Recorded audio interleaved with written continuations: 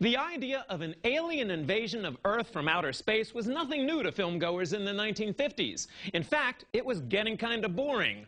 But all that changed with the 1956 film Invasion of the Body Snatchers, because instead of bug-eyed spacemen, planet Earth found itself being attacked by something completely different. Pod people with absolutely no personality. Something's happening. I don't know what it is, but I can feel it. I want to help you, but you have to talk to me. My husband is not my husband. Imagine a world where human beings cease to be human. Oh my God. The change occurs when the body undergoes REM sleep.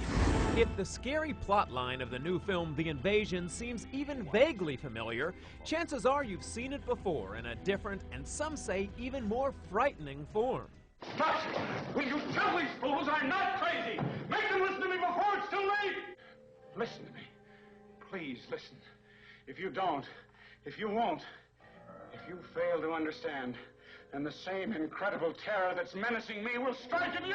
1956's Invasion of the Body Snatchers brought a new kind of terror to filmgoers. They come from another world, spawned in the light years of space, unleashed to take over the bodies and souls of the people of our planet, bringing a new dimension in terror. The original Invasion of the Body Snatchers would be the first of 3 films about alien pods from outer space, replacing human beings with emotionless replicas. It's face, Miles. It's vague. It's like the first impression that's stamped on a coin. It isn't finished. You're right. There's all the features, but no details, no character, no lines.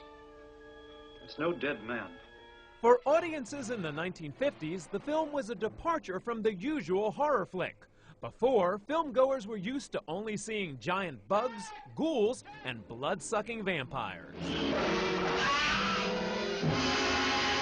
But Body Snatchers was different in its horror, because the monsters looked like us. Well, at least they did eventually. Miles, where do they come from? I don't know. If they are seeds or seed pods, they must grow someplace on a plant, probably. And somebody or something wants this duplication to take place. But when they're finished, what happens to our bodies? I don't know. When the process is completed, probably the original is destroyed or disintegrates. No, wait! Sorry, but I take a dim view of watching my own destruction take place. But once the victims fell asleep, they were replaced by emotionless alien copies.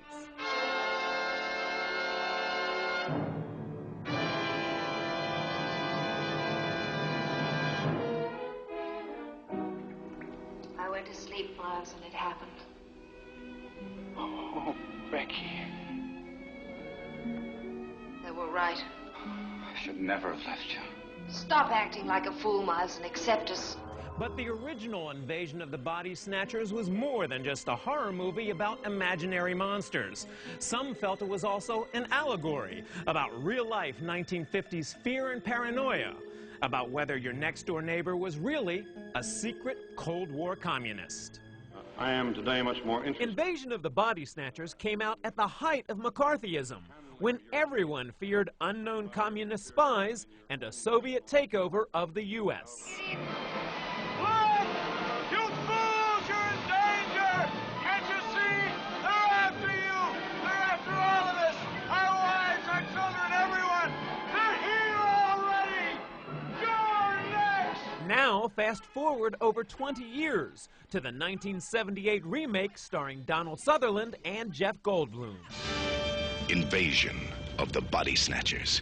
It's got no detail, no character. It's unformed. The remake also featured a cameo by original actor Kevin McCarthy in a familiar role. Help! Help! They're coming! They're coming! Listen to me! Listen! Help me! You're next, please! Please! You're next! We're in danger! Please, listen to me! Something terrible! Please! You're next! Here they are! The 78 remake was remarkably similar to the original in many ways, but instead of playing on Cold War paranoia, post-Nixon Watergate-era conspiracy drove this plotline. I'd keep seeing these people, all recognizing each other. Something was passing between them all. Some secret. It's a conspiracy. I know it. The 78 remake was also far more gruesome and graphic as well.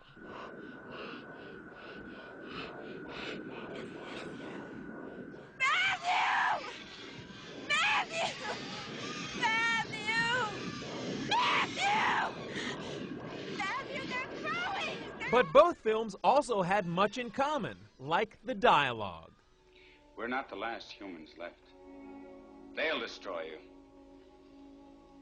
Tomorrow you won't want them to. Tomorrow you'll be one of us. There are people who will fight you, David. They'll stop you. In an hour.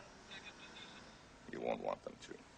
Some scenes were almost identical as well, like when the film's heroes discover their lovers' alien pod copies.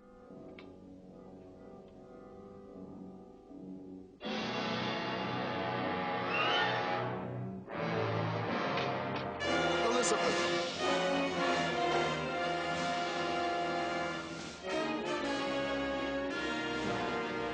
However, the biggest difference, which reflected the times the films were made, were in how they ended. The film ended with me out on the highway saying, "Help, stop, they're coming, you're next, please, help, they're coming." But studio executives thought this ending was too downbeat and added a scene where the pod plot was discovered.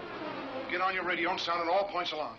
Block all highways, stop all traffic, and call every law enforcement agency in the state. And the '78 remake's surprise ending was far from happily ever after. Matthew?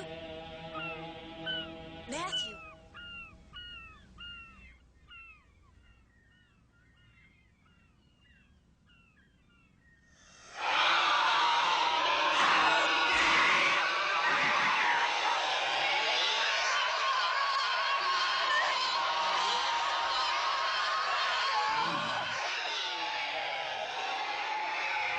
Now, Invasion of the Body Snatchers isn't only a classic horror film. Over the decades, it's also become a pop culture touchstone, having been parodied on dozens of TV shows, from old Bugs Bunny cartoons and Saturday Night Live in the '80s to episodes of Seinfeld and The Simpsons.